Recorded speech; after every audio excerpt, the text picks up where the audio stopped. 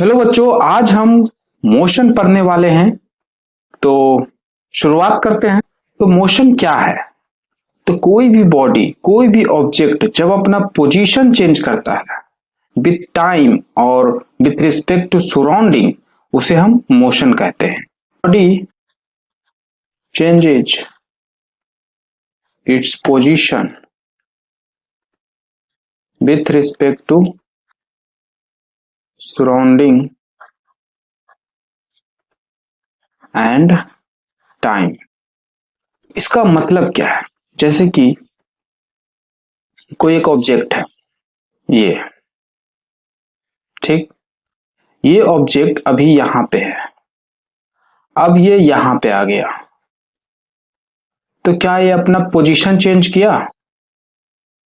देख के तो लग रहा है कि हाँ यहां पे है तो यहां पे आ गया। इसका इनिशियल पोजीशन पहले यहां पे था, अब यहां पे आ गया, तो ये इसका फाइनल पोजीशन हुआ है ना। मैं आपसे पूछता हूं कि इसका इनिशियल पोजीशन क्या है? इनिशियल पोजीशन मतलब कुछ दूरी। तो कितनी दूरी पे है अभी? तो आप नहीं बता सकते। अलग अलग जगह से लोगे तो इसकी दूरी अलग अलग है। यहां से इसकी दूरी नापोगे तो ये हो गई, यहां से इसकी दूरी नापोगे तो ये है दूरी, यहां से दूरी नापोगे तो ये है। तो अलग अलग जगह से मेजर करोगे तो इसकी दूरी अलग अलग आएगी, इसकी पोजीशन, इसका लोकेशन अलग अलग होगा।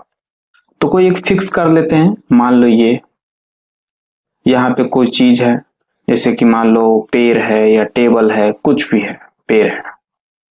तो इस पेड़ से पहले ये कहाँ था? इतनी दूरी पे था, तो ये इसका इनिशियल पोजीशन हो गया। इस बॉडी का इनिशियल पोजीशन ये दूरी हो गया। मान लो ये 5 मीटर है, तो इनिशियल पोजीशन क्या कहेंगे? 5 मीटर फ्रॉम ट्री, है ना। अब कुछ और आगे बढ़ गया है। मान लो ये दूरी 12 मीटर है, तो फाइनल पोजीशन क्या हुआ? 12 मीटर फ्रॉम ट्री। तो ट्री की मदद से हम बताएं कि इनिशियल पोजीशन क्या था, अब क्या है। तो जिसका सहारा लेके हम अपने बॉडी का पोजीशन बताते हैं, जिस पॉइंट का, जिस बॉडी का सहारा लेते हैं अपने बॉडी, जो मूविंग बॉडी है, उसका पोजीशन बताने के लिए, उस बॉडी को हम क्या कहते हैं? Reference point. एक बॉडी अपना पोजीशन चेंज करता है और पोजीशन बताने के लिए हमें किसी का सहारा चाहिए, जिसे हम रेफरेंस पॉइंट कहते हैं। तो एक बॉडी अपना पोजीशन चेंज करता है और इस पोजीशन चेंज के दौरान टाइम तो बीत ही रहा है, टाइम तो लग ही रहा है। और यहाँ पे जो हमने डिफिनेशन लिखा है कि एक body change its position with respect to surrounding and time. तो सराउंडिंग में कौन हो गया? ये पेड़ हो गया, ये रेफरेंस पॉइंट। तो रेफरेंस पॉइंट के रिस्पेक्ट में ये बॉडी अपना पोजीशन चेंज किया और समय लगा, इसी को हम मोशन कहते हैं। अगर कोई ये डिफिनेशन लिखे body change its position with time, ऐसा अगर लिखे तो वो गलत होगा। हमें एक रेफरेंस पॉइंट देना जरूरी है, तभी हमें एग्जैक्टली पता चलेगा कि मेरा बॉडी कितना पोजीशन चेंज किया। अब रेस्ट का क्या होगा? तो बस नोट लगा देना है, body doesn't change its position with respect to surrounding and time. तो ये है मोशन और रेफरेंस पॉइंट का कंसेप्ट। रेफरेंस पॉइंट का डिफिनेशन लिखें तो क्या लिखेंगे? इज द पॉइंट, ये कोई पॉइंट है, जैसे यहाँ पे पेड़ को हम एक रेफरेंस पॉइंट मान लिए, इस पेड़ से हम दूरी बता रहे हैं, पोजीशन बता रहे हैं। So reference point, it is the point which is used to locate the position of a body। किसी बॉडी, किसी भी चीज का पोजीशन हमें लोकेट करना है तो हमें रेफरेंस पॉइंट लेना ही पड़ेगा। जैसे कि मुझे अपना घर का लोकेशन बताना है कि मेरा घर किधर है, ये है मेरा घर, ठीक। और हम जानते हैं कि मेरे घर के 2 किलोमीटर नॉर्थ चलते हैं तो एक मंदिर है, ठीक है, एक टेम्पल, और ये है मेरा घर। अब हमसे कोई पूछे कि आपका घर किधर है, और ये टेम्पल बड़ा फेमस है, सब लोग जानता है इस टेम्पल के बारे में, तो हम इस टेम्पल के सहारा, इस टेम्पल की मदद लेकर, इन टेम्पल की मदद लेकर हम अपने घर का लोकेशन बताएंगे। क्या बोलेंगे कि मेरा घर टेम्पल से 2 किलोमीटर इधर नॉर्थ जाएंगे, तो इधर इधर मान लो नॉर्थ है ना, इधर साउथ है, तो हम क्या बोलेंगे कि टेम्पल से 2 किलोमीटर साउथ जाओगे तो मेरा घर मिलेगा। तो ये टेम्पल की मदद से अपने घर का पोजीशन, लोकेशन बताए कि टेम्पल से कितना दूर है, 2 किलोमीटर, किधर, नॉर्थ साउथ, किधर, तो साउथ में। तो ये टेम्पल यहाँ पे क्या कहलाया, रेफरेंस पॉइंट, ठीक है। तो यही इसलिए यहाँ पे डिफिनीशन लिखा गया कि कोई बॉडी अपना पोजीशन चेंज कर रहा है with respect to surrounding, surrounding में क्या है, reference point and time. Okay, I hope आपको मोशन समझ में आया होगा अच्छे से। अब आगे बढ़ते हैं। तो देखिए बच्चों, एक ही बॉडी एक ही समय में मोशन में भी हो सकती है और रेस्ट में भी हो सकती है। ये डिपेंड करता है कि देखने वाला कौन है, ऑब्जर्वर कौन है।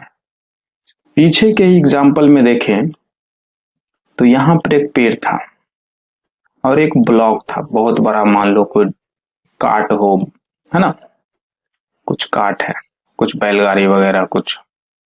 अब इसकी ही बात करते हैं। हम एक ऑब्जर्वर हैं, हम देख रहे हैं कि ये ब्लॉक अभी इतनी दूरी पे है, कुछ समय बीता, अब यहां आ गया, अब दूरी बढ़ गई। इस रेफरेंस पॉइंट, इस पेड़ को रेफरेंस पॉइंट मान लिए तो हम कहेंगे कि इस पेड़ से इतनी दूरी पे थी, कुछ समय लगा और ये दूरी बढ़ गया, ब्लॉक यहां आ गया। तो हम कहेंगे कि ब्लॉक इस ऑब्जर्वर ए के लिए, ब्लॉक जो है मूव कर रहा है, ब्लॉक मोशन में है, ठीक। अब एक ऑब्जर्वर आदमी है, दोनों आदमी इस ब्लॉक के अंदर है, ठीक है, उसे बाहर की कोई भी चीजें नहीं दिख रही है, ठीक है। ये है बी और ये है सी, ठीक। अब हम बी के लिए बात करें, फॉर बी, तो वो ब्लॉक मोशन कर रहा है कि नहीं कर रहा है, तो ये बी भी मोशन चैप्टर पढ़ा है, वो क्या सोचेगा कि सर हमें बताए हैं कि मोशन क्या होता है, कि कोई भी बॉडी अपना पोजीशन चेंज करे with respect to surrounding, surrounding में कोई रेफरेंस पॉइंट ले लो, उस रेफरेंस पॉइंट से देखो कि तुम्हारा बॉडी पोजीशन चेंज कर रहा है कि नहीं कर रहा है, ठीक, ये करे सोचेगा। तो वही काम यहाँ पे करेगा, ये मोशन कर रहा है कि नहीं, तो ये कैसे पता करें, तो एक रेफरेंस पॉइंट ले लेते हैं और देखते हैं कि उस रेफरेंस पॉइंट से ब्लॉक का पोजीशन चेंज हो रहा है कि नहीं। तो ये अंदर है, अंदर में क्या है, ब्लॉक है और खुद है, बी है और एक सी है, तो कुछ और नहीं मिला तो सी को ही रेफरेंस पॉइंट मान लिया, ठीक है। और देखा कि सी और ब्लॉक दोनों के बीच की दूरी कुछ देखा, फिर कुछ समय बीता और फिर दोनों के बीच की दूरी देखा, तो वो दूरी में चेंज नहीं आया। तो सी के रिस्पेक्ट में देखा, या वो खुद को भी रेफरेंस पॉइंट मान सकता है, तो वो खुद के रिस्पेक्ट में भी देखा, तो पोजीशन चेंज नहीं हो रहा, तो बी कहेगा कि रेफरेंस पॉइंट के अनुसार, रेफरेंस पॉइंट के रिस्पेक्ट में देखें तो ब्लॉक का पोजीशन चेंज नहीं हो रहा है, समय बीत रहा है, पोजीशन चेंज नहीं हो रहा है, तो हम कहेंगे कि ब्लॉक इज एट रेस्ट। अब एक और आदमी रखते हैं और वो ब्लॉक के ऊपर छत पे है, उसका नाम रखते हैं डी।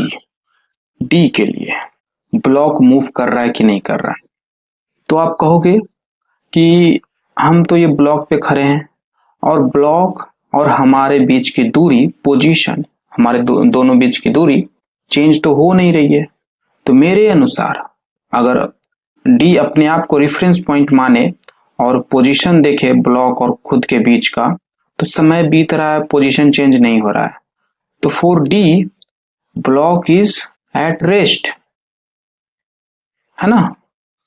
मोशन और रेस्ट का डिफिनेशन क्या है कि रेफरेंस पॉइंट लो और उस रेफरेंस पॉइंट से देखो कि आपका बॉडी चेंज कर रहा है कि नहीं पोजीशन। तो ये अपने आप को रेफरेंस पॉइंट लिया और देखा कि मेरे से ब्लॉक का पोजीशन कुछ चेंज नहीं हो रहा है, जो है वही है। तो डी से for D block is at rest. अब पेड़ वगैरह की बात करें तो ये जो ट्री है या ए है इज मूविंग, क्योंकि देख रहा है कि अभी इतनी दूरी है, अब ये ब्लॉक यहाँ पे आ गया, पर इस डी को लगेगा कि हम वहीं पे हैं। ऐसा फील होता होगा आपको भी, जब ट्रेन पे आप बैठते हो तो आपको लगता है कि हम तो वहीं हैं, पेड़ वगैरह पीछे जा रहा है, ऐसा होता है ना फील। तो वही फील इसको भी हो रहा है कि हम वहीं पे हैं, पेड़ देखो अब कितनी दूरी हो गई हमारे और पेड़ के बीच, पेड़ दूर जा रही है। तो for D block is at rest but trees और ए इज मूविंग। बी के लिए ब्लॉक रेस्ट पे है, ब्लॉक एंड सी ये सब रेस्ट पे, ब्लॉक और सी। बी के लिए ब्लॉक और सी रेस्ट पे है। ए के लिए ब्लॉक मूव कर रहा है, बी भी मूव कर रहा है, सी भी मूव कर रहा है एंड डी भी मूव कर रहा है ए के लिए। बी के लिए ब्लॉक रेस्ट पे है और सी भी रेस्ट पे है, और डी के लिए ब्लॉक रुका हुआ है लेकिन ट्रीज इज मूविंग। अच्छा, ए के लिए ब्लॉक बी सी और डी मूव कर रहा है but tree is at rest. तो यहां पे हम ये समझाना चाह रहे हैं कि सेम चीज किसी के लिए मोशन में है, किसी के लिए रेस्ट में है। ए के लिए ट्रीज रेस्ट में है और डी के लिए मोशन में है। ए के लिए ब्लॉक मोशन में है, बी सी डी के लिए रेस्ट में है। तो एक ही चीज एक ही समय में मोशन में भी हो सकती है, रेस्ट में भी हो सकती है, डिपेंड करता है कि कौन देख रहा है, देखने वाला कौन है। आई होप आपको ये बातें समझ में आ रही होगी।